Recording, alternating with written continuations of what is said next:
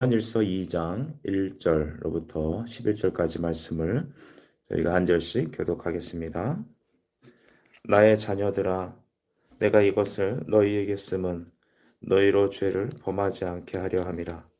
만일 누가 죄를 범하여도 아버지 앞에서 우리에게 대언자가 있으니 곧 의로우신 예수 그리스도시라. 그는 우리 죄를 위한 화목제물이니 우리만 위할 뿐 아니요 온 세상의 죄를 위하심이라. 우리가 그의 계명을 지키면 이로써 우리가 그를 아는 줄로 알 것이요 그를 아노라 하고 그의 계명을 지키지 아니하는 자는 거짓말하는 자요 진리가 그 속에 있지 아니하되 누구든지 그의 말씀을 지키는 자는 하나님의 사랑이 참으로 그 속에서 온전하게 되었나니 이로써 우리가 그의 안에 있는 줄을 아노라. 그의 안에 산다고 하는 자는 그가 행하시는 대로 자기도 행할지니라. 사랑하는 자들아, 내가 새 계명을 너에게 쓰는 것이 아니라 너희가 처음부터 가진 옛 계명이니 이 옛 계명은 너희가 들은 바 말씀이거니와 다시 내가 너희에게 새 계명을 쓰노니 그에게서와 너희에게도 참된 것이라. 이는 어둠이 지나가고 참 빛이 벌써 빛이 미니라. 빛 가운데 있다 하면서 그 형제를 미워하는 자는 지금까지 어둠에 있는 자요. 그의 형제를 사랑하는 자는 빛 가운데 거하여 자기 속에 거리낌이 없으나 같이 읽습니다. 그의 형제를 미워하는 자는 어둠에 있고 또 어둠에 행하며 갈 곳을 알지 못하나니 이는 그 어둠이 그의 눈을 멀게 하였음이니라. 아멘. 이 아침에도 하나님께서 여러분에게 크신 은혜 주시길 간절히 바랍니다. 요한일서 2장 1절로부터 11절까지 말씀, 사랑의 새 계명이란 제목으로 함께 하나님 말씀의 은혜를 나누겠습니다. 오늘 성경은 계명에 대한 말씀을 주고 계시죠.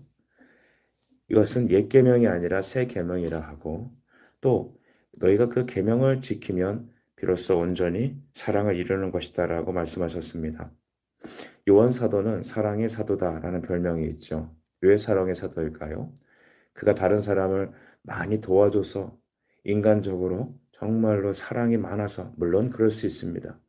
그런데 그가 사랑의 사도라는 것은 사랑이신 구주 예수 그리스도의 성령이 그를 사랑의 사도로 세웠기 때문이죠.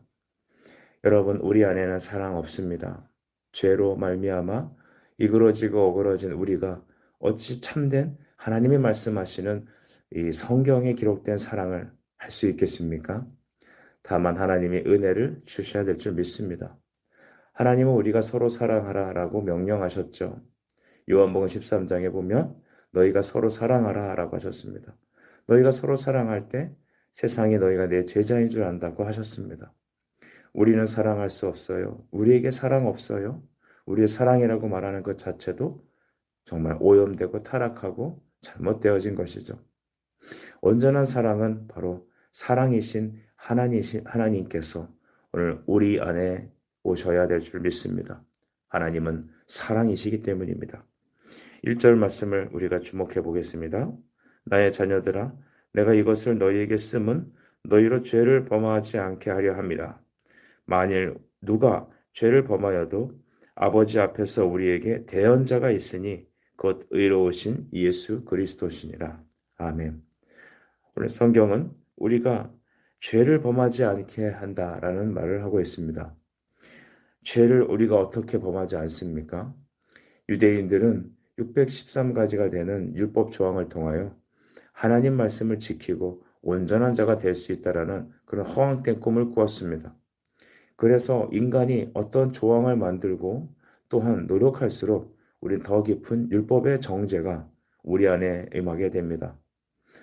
이런 우리를 누가 어떤 방법으로 건져낼 수 있습니까? 1절 후반절에 있는 말씀과 같이 우리의 대언자이신 오직 예수 그리스도만이 우리를 건지실 수 있습니다. 로마서에도 말하기를 로마서 3장 10절 또 23절 보면 의인은 없나니 하나도 없다라고 하셨고 모든 사람이 죄를 범하여 하나님의 영광에 이를 수 없다라고 성경은 명령합니다. 죄를 지어서 죄인이 아니라는 것입니다. 본질상 진노의 자녀로 태어났기 때문에 우리가 다 부모의 그 뱃속에서 태어났기 때문에 죄를 먹고 죄를 행하고 죄가 즐겁고 죄를 향하여 가는 본연적인 어떤 지향이 우리 안에 다 있습니다. 그래서 우리는 죄를 범하지 아니해야 된다라는 이 명령 앞에 우리가 다 죄인이라는 사실이 드러나게 되는 것입니다. 예수 믿는 사람이 어떻게 그런 일을 하냐? 어떻게 목회자가, 어떻게 교회 직분자가 저럴 수 있을까? 물론 그 말 일편 이해는 갑니다. 근데 여러분, 그 모든 우리에게 면죄부를 주려는 의도가 아니죠. 그럴 수 있지 않느냐라기보다는 우리가 그럴 수밖에 없는 죄인이라는 우리의 비참함을 하나님 앞에, 이 성경 앞에 우리는 목도해야 됩니다. 그렇구나. 내가 진짜 죄인이구나. 인간으로서는 도저히 방법이 없구나라는 것을 철저한 어떤 비통함에 우리가 자기 비참함에 이르러야 합니다. 그래서 성경은 말하죠. 누구든지 나를 따르려거든 자기를 부인하고 자기 십자가를 지고 나를 따르라는 것입니다. 저는 염세주의를 여러분에게 말하는 게 아니죠. 우리가 하나님 앞에 참된 죄인이라는 것을 깨닫는 것, 여러분 그것이 축복입니다. 그래서 우리 모든 죄인이라 드러나는 사람들이 1절 후반절에 보면 너희가 혹 죄를 범하였을 때 우리 앞에 대언자가 있다라는 것입니다. 할렐루야. 이 대언자가 누구시죠? 바로 백보자 심판대 앞에서 우리에게 우리의 죄 없음을 무죄임을 선언하시는 대제사장이시며 또한 우리의 재판관이신 또 우리의 대언자이신 변호사이신 구주 예수 그리스도이십니다. 로마서 8장 34절 말씀에 누가 정죄하리요? 죽으실 뿐 아니라 다시 살아나신 이는 그리스도 예수시니 그는 하나님 우편에 계신 자요 우리를 위하여 간구하는 자신이라. 아멘. 고린도후서 5장에도 보면 그 백보자 심판대에서 우리의 죄 없음을 증명하시고 변호하시는 바로 대언자 구주 예수께서 우리의 중보자가 되십니다. 여러분 이 아침에 우리가 우리의 죄 없음을 선언하시는 그 예수님 앞에 나아가야 되지 않습니까? 그 일을 힘입어 우리가 하나님께 담대히 나갈 수 있습니다. 그 대언자는 어떤 일을 하셨습니까? 2절 보면 우리 죄를 위한 화목제물이시다라고 하셨습니다. 우리뿐만 위할 뿐 아니라 온 세상의 죄를 위하심이라 하셨어요. 이 화목제물은 여러분 하나님 사랑의 확증입니다. 우리 요한일서 4장 10절 말씀도 보죠. 우리가 그를 먼저 사랑한 것이 아니라 그가 우리를 택하시고 먼저 부르셔서 사랑하셨다라고 합니다. 그 사랑은 무엇입니까? 바로 십자가에 자기 자신을 제물로 삼아 화목제물로 내어주신 바로 예수 그리스도 그분이 사랑이십니다. 근데 그의 화목제물 되심은 바로 온 세상의 죄를 위한 것이다라는 것이죠. 예수님의 십자가의 피는 바로 가고 오는 모든 세대를 다 아우르고도 남는 그런 영적인 화목제물이십니다. 왜 화목제물이라는 것이 필요합니까? 왜 의로운 행동이라고 하지 않고 왜 십자가에서 피 흘리심이란 말을 하였습니까? 그것은 하나님 앞에 우리가 인정되고 우리가 죄를 용납받을 수 있기 위해서는 반드시 대속의 방법을 취해야 되기 때문이죠. 이것이 굉장히 우리 기독교 신앙의 중요한 부분입니다.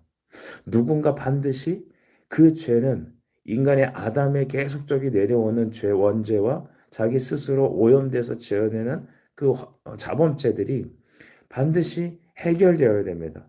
죄는 없어지지 않습니다. 죄는 없는 걸로 그렇게 치부할 수 없습니다.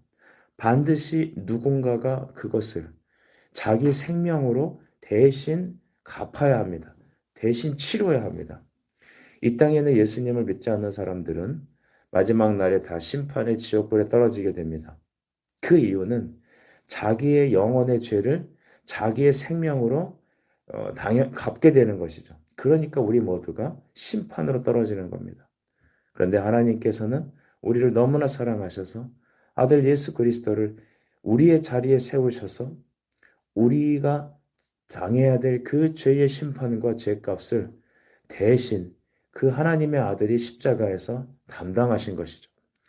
그래서 그의 보혈은 영원합니다. 그의 보혈의 여러분 값의 어떤 능력은 이 땅에 가고 오는 모든 사람들을 다 구원하고도 남는 그런 값인 것이죠. 여러분, 피 흘림이 없다면 죄 사함이 없습니다. 그 얘긴 바로 예수의 피가 우리의 죄를 하나님과 우리 사이를 화목하게 하는 화목 제물이 되는 것입니다. 이 화목 제물이 없다면 여러분, 우리는 구원받을 수 없습니다. 하나님께서 우리를 하나님의 아들들이라 인정하실 수 없고 또한 우리가 하나님 앞에 자녀라는 것이 드러나지 않기 때문입니다. 오늘 3절에서는 그러므로 이 계명을 지키라라고 말하고 계시죠. 우리가 그의 계명을 지키면 이로써 우리가 그를 아는 줄로 알 것이요. 아멘. 계명을 지키는 사람은 하나님을 아는 자라는 것입니다. 반대로 하나님의 계명을 지키지 않고 또 하나님의 계명을 어리석게 생각하는 사람은 하나님을 모르는 것입니다. 알고 모르는 차이는 생명이 있고 없음의 차이고 구원이 있고 없음의 차이며 성령이 그 안에 계셔서 하나님을 알고 모르고의 차이가 있습니다. 우리 성경에서 계속 전도서나 또 시편 또 우리가 잠언과 같은 말씀을 보면 하나님을 아는 이 알의 지식을 끊임없이 말하고 있습니다. 이 그리스도를 알미라는 것은 인격적인 지식을 말합니다. 영적인 고상한 지식을 말하죠. 그리스도의 성령이 우리 안에 계심으로 하나님을 아빠 아버지로 알고 믿고 고백하는 일을 말합니다. 그러니까 누구든지 예수를 믿지 않고 예수의 복음으로 그 안에 성령이 계시지 않는 사람을 하나님을 알지 못한다라고 말하는 것입니다. 사랑하는 여러분, 여러분에게 이러한 하나님을 아는 인격적인 그리스도와의 만남의 축복이 있길 바랍니다.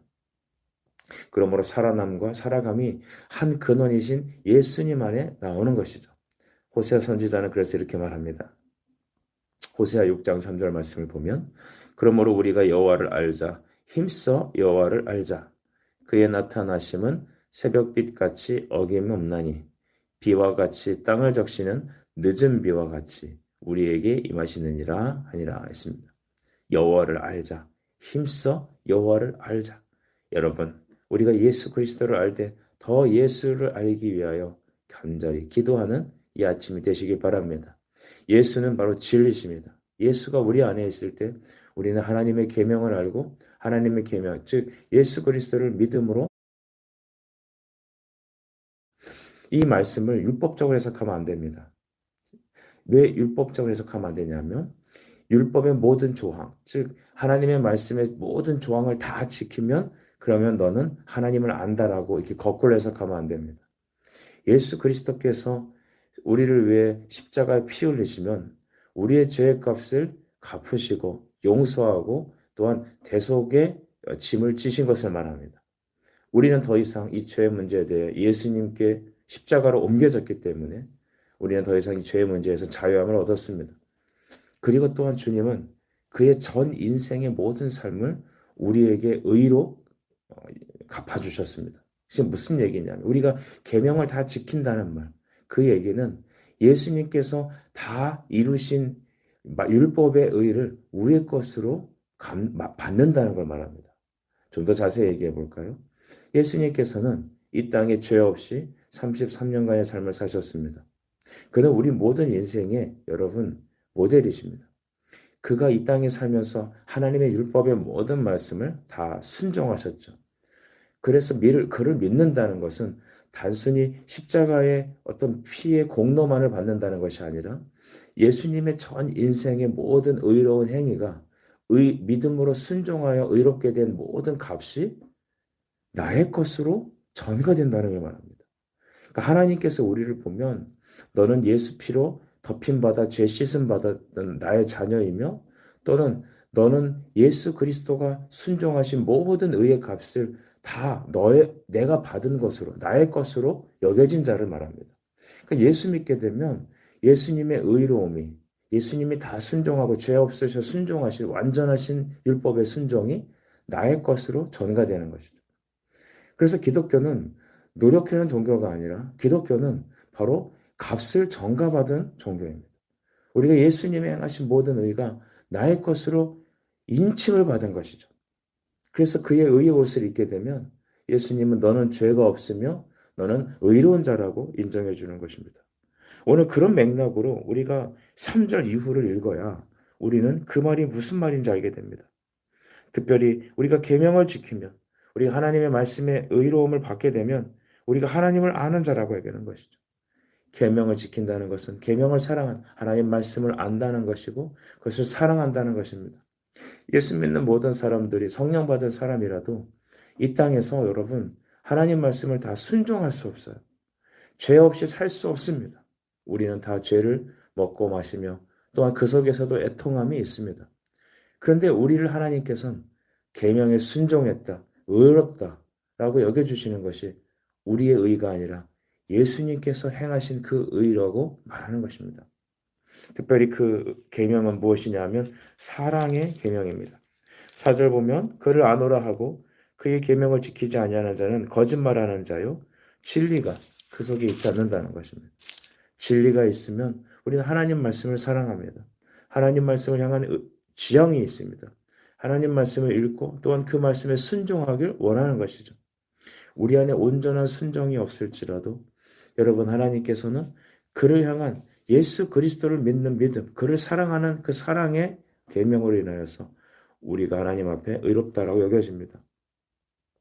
특별히 여러분 6절에 보시면 그 안에 산다고 하는 자는 그가 행하시는 대로 자기도 행한다라는 것입니다. 예수님께서 행하시려는 그 의 무엇입니까? 하나님을 사랑하고 또한 그 앞에 나아가려는 그 모든 것들을 우리도 행한다는 것이죠. 결과적으로 하나님 말씀에 순종하고 하나님께서 원하시는 그 일을 행하는 것은 오직 주님이 내 안에 임하실 때만 가능하고 하나님의 사랑이 우리에게 부어질 때만 가능한 것입니다. 요한복음 14장 21절에 이런 말씀이 있죠. 나의 계명을 지키는 자라야 나를 사랑하는 자니 나를 사랑하는 자는 내 아버지께 사랑을 받을 것이요 나도 그를 사랑하여 그에게 나를 나타내리라 했습니다. 그에게 나를 나타내리라. 내가 하나님을 사랑하는 것, 내가 주님을 의지하게 되는 것은 하나님이 나를 먼저 사랑하셨기 때문입니다. 내게 그 사랑을 부어주셨기 때문입니다. 그래서 주님을 사랑할 때 비로소 우리는 이웃을 사랑할 수 있는 가능성이 부여되는 것이죠. 7절 말씀도 보십시다. 사랑하는 자들아 내가 새 계명을 너희에게 쓰는 것이 아니라 너희가 처음부터 가진 옛 계명이니 이 옛 계명은 너희가 들은 바 말씀이거니와 라고 했습니다. 여기서 새 계명을 말하고 옛 계명을 말하죠. 옛 계명이라는 것은 율법을 말하는 것이고 새 계명이라는 것은 주님께서 십자가에서 이루신 바로 그 말씀을 말합니다. 사랑을 내용으로 한 새 계명은 구약부터 내려오는 진리라는 것입니다. 우리 레위기 19장 18절 말씀 보면 원수를 갚지 말고 동포를 사랑하며 내 이웃 사랑하기를 내 자신과 같이 사랑하라고 하셨습니다. 그러니까 이웃 사랑하라는 것은 이미 율법에 있는 것이죠. 율법은 정죄법이라기보다는 바로 사랑의 법입니다. 신명기 6장 5절도 말하죠. 마음을 다하고 뜻을 다하고 힘을 다하고 하여서 내 하나님 여호와를 사랑하라고 합니다. 하나님을 사랑하는 자는 이웃을 사랑하게 되었습니다. 사랑할 만하여서 사랑하는 것인가요? 그렇지 않죠. 그럼에도 불구하고 하나님의 사랑이 하나님이 우리 나와 같은 죄인을 용서하셨다라는 그 사실을 깨닫고 하나님을 사랑하는 것입니다. 그리고 하나님을 사랑하는 그 마음은 이웃을 사랑하게 되는 것이죠. 십자가는 가로대와 세로대로 되어 있다라고 말합니다. 하나님이 나에게 향한 그 사랑은 내가 주님을 사랑하고 주께 나아가게 되고 그 사랑을 인하여 이제는 이웃을 원수를 갚지 않고 동포를 원망하지 않으며 이웃 사랑회를 자기 자신과 같이 사랑하는 바로 새 계명을 이루게 됩니다. 왜 새 계명이라 했냐 하면 우리 힘으로 할 수 없기 때문이죠. 그래서 보혈의 은혜로 성령으로 우리 안에 새로운 존재가 되어서 이제는 이것이 성취된 계명이라는 것입니다. 율법으로는 우리가 하나님을 사랑하고 이웃을 사랑할 수 없어요. 그렇지만 그것을 예수 그리스도께서 십자가로 이루시고 이것을 다시 인치셨기 때문에 이루셨기 때문에 예수님은 원수인 우리를 사랑하시기 위해 십자가를 지셨고 제자들을 사랑하시되 끝까지 사랑하셨으니 바로 하나님의 사랑이 우리에게 부어질 때 우린 예수님을 따라 이웃을 사랑하고 하나님을 사랑할 때 마음을 다해, 힘을 다해, 뜻을 다해, 목숨 다해 사랑할 수 있습니다. 사랑하는 여러분, 하나님을 사랑하십니까? 또한 이웃을 더불어 여러분 자신과 같이 사랑하십니까? 우리는 할 수 없으나 우리 구주 예수께서 우리에게 은혜 주시면 우리가 다 감당할 수 있을 줄 믿습니다. 8절입니다. 다시 내가 너희에게 새 계명을 쓰노니 그에게와 너희에게도 참된 것이다. 이는 어둠이 지나가고 참빛이 벌써 비침이니라. 아멘. 어둠이 지나가고 참빛이 비추었다라는 것이죠. 여러분, 과거의 죄의 어둠은 지나갔습니다. 어둠 밤 지나고 동튼다. 환한 빛 보아라 그 빛. 주 예수께서 곧 오신다는 것이죠. 주 예수 그리스도의 말씀이 우리에게 비추이면 이 복음의 이 빛은 여러분 우리에게 새로운 시대를 열어주십니다. 어떤 시대입니까? 이젠 더 이상 율법의 정죄에 매여 있지 않는 시대가 됩니다. 형제를 미워하고 형제에게 욕을 하고 또한 우리 안에 복수의 칼날을 갈고 죄로 말미암아 마음에 시험과 낙심과 어두운 빛이 가득했던 인생에게 복음의 빛, 예수 그리스도의 사랑과 십자가의 구속의 은혜의 빛이 비추어지면 우리는 이제는 하나님을 내 목숨을 다해 사랑할 수 있는 존재가 되고 이웃을 내 형제를 내 자신과 같이 사랑하는 영적 축복이 주어지는 것입니다. 율법에 순종할 수 있는 것, 하나님 말씀을 사랑하고 하나님 말씀에 순종할 수 있는 가능성은 바로 하나님께서 우리를 사랑하시는 이 빛을 비추실 때입니다. 9절입니다. 빛 가운데 있다 하면서 형제를 미워하는 자는 지금까지 어둠에 속한 것이다라는 것이죠. 여러분, 이 얼마나 두려운 말씀입니까? 여러분, 우리가 형제를 미워하는 경우에 있지 않습니까? 가장 두려운 것은 우리의 교우들, 우리의 형제들을 미워하는 것입니다. 이 미움이라는 것은 죄의 여러분 오염입니다.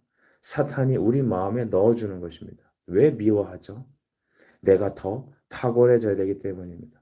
내가 더 성공해야 되기 때문입니다. 미움은 죄의 특징입니다. 그런데 하나님께서는 우리에게 원수인 우리를 향하여 여러분 그 아들 사랑하신 예수 그리스도께서는 자기의 몸을 내어 주셨습니다. 이보다 더 큰 사랑이 어디 있습니까? 복음은 그것을 말하는 것입니다. 세상을 이기는 힘은 바로 원수를 위해서 생명을 내어주는 그리스도의 사랑에 있습니다. 미워하는 이 계속적인 상습적인 미워함이라는 것은 여러분 우리 성도들에겐 어울리지 않는 일입니다. 왜냐하면 예수 그리스도께서 다 이루신 의를 우리에게 선물로 전가해 주셨기 때문입니다. 여러분 정말 주님을 신실히 따르는 신자에게도 미워하는 마음이 있을 거예요. 그 미워하는 마음이 우리 안에 있을 때 성도가 세상과 다른 특징이 있죠. 그것을 고통스러워하면서 예수님의 십자가 앞에 나가 회개하는 것입니다. 여러분, 회개하게 되면 어떤 일이 일어납니까? 그것은 빛이 비추어지고 우리의 죄가 씻김을 받게 됩니다. 사랑하는 마음으로 주님은 바꿔주실 것입니다. 10절 그의 형제를 사랑하는 자는 빛 가운데 거하여 자기 속에 거리낌이 없으나 11절 그의 형제를 미워하는 자는 어둠에 있고 또 어둠에 행하며 갈 곳을 알지 못하나니 이는 그 어둠이 그의 눈을 멀게 하였습니다. 형제를 사랑하는 자는 빛 가운데 거한다는 것입니다. 주님 안에 있다라는 것이죠. 주님이 우리와 함께 하시면 우리는 형제를 사랑할 능력이 있습니다. 하나님을 우리의 생명을 다해 사랑할 수 있습니다. 주님이 우리에게 은혜 주시면 우리는 순교자의 길로도 갈 수 있습니다. 다른 사람을 사랑하는 것은 그가 사랑하는 그것으로 빛 가운데 거하는 것입니다. 그래서 주님은 너희가 서로 사랑하면 모든 사람이 너희가 내 제자인 줄 알 것이다 라고 말했습니다. 우리가 주님의 제자인 줄 아는 것은 우리가 스스로 노력하여 형제를 사랑하는 것이 아니라 하나님의 사랑이 우리에게 강림하심으로 우리가 그 빛 가운데 회개하며 주님께 나아가고 하나님 사랑함으로 말미암아 이웃을 원망하지 않고 품고 사랑할 수 있는 가능성이 생기는 것입니다. 그런데 사탄은 여전히 11절에 보면 어둠이 그의 눈을 멀게 하였다는 말과 같이 여러분 그 어둠은 이 세상의 어둠이라는 것이 바로 나의 영안을 어둡게 만드는 것이죠. 그래서 진리를 분별하지 못하게 하고 여러분 우리는 계속해서 미움과 분노와 자기 파멸이라는 길로 걸어가게 됩니다. 고린도후서 4장 4절 말씀을 여러분 꼭 참조하십시오. 그 중에 이 세상의 신이 믿지 아니하는 자들의 마음을 혼미하게 하여 그리스도의 영광의 복음의 광채를 비치지 못하게 함이니 그리스도는 하나님의 형상이라. 어둠이 이 시대 세상의 신이 믿지 않는 자들의 마음을 혼미하게 하여 그 눈을 가리어 영광의 복음의 광채가 비치지 못하게 한다는 것입니다. 사탄이 이것을 제일 잘 알죠. 그래서 우리로 하여금 예수 그리스도를 앞에 나가지 못하게 하고 주님과의 관계가 서운하게 하며 우리 안에 어둠이 불같이 일어나기를 그는 원합니다. 이 세상 사람들은 복음의 빛을 받지 못하도록 계속해서 분노와 계속해서 사리적인 고의적인 악함과 끓어오르는 여러분 욕심으로 하나님의 사랑, 하나님의 십자가의 은혜를 받지 못하게 만들어서 결과적으로 자기 파멸이라는 자기 형벌이라는 길로 이끌어가게 만든다는 것입니다. 오늘 이 말씀을 통하여 우리는 무엇을 깨달아야 합니까? 여러분, 하나님은 사랑이시다. 우리를 위해 대언하시는 대언자가 계신데 구주 예수 그리스도시라는 것입니다. 여러분, 우리를 위한 대언자 예수께서 계시며 우리를 위해서 친히 그가 십자가에서 피 흘려 주시고 그가 또한 우리를 위해 여러분 다 순종하신 값으로 말미암아 여러분은 이제는 그 사랑 안에 거하게 되면 그 주님의 성령 안에 거하게 되면 예수님을 알기로 힘쓰기만 한다면 하나님께서는 우리를 이 사랑의 계명으로 인도하실 것입니다. 하나님을 뜨겁게 사랑하고 이웃을 뜨겁게 사랑할 수 있는 그런 능력과 또한 우리의 의지와 우리의 또한 환경을 만들어 주실 것입니다. 하나님의 사랑이 오늘 여러분에게 뜨겁게 경험되어지길 간절히 바랍니다. 기도하겠습니다. 주님 감사합니다. 이 아침에도 우리가 하나님은 사랑이신데 우리 위해 대언하시는 대언자 예수 그리스도가 계심을 우리에게 믿게 하시니 감사합니다. 우리를 위한 화목제물 예수님, 그 화목제물로 인하여 우리가 하나님과 화목함에 이르고 이제는 우리는 하나님을 사랑하고 이웃을 사랑하며 주님의 계명인 형제 사랑과 이웃 사랑, 그 다음에 하나님 사랑의 가능성을 열어주신 주님 감사합니다. 하나님을 사랑하고 이웃을 사랑하는 이 계명이 성령으로 하나님 뜨거운 마음으로 순종함으로 이루어지는 주님 축복해 주시옵소서. 예수 그리스도 이름으로 기도드립니다. 아멘.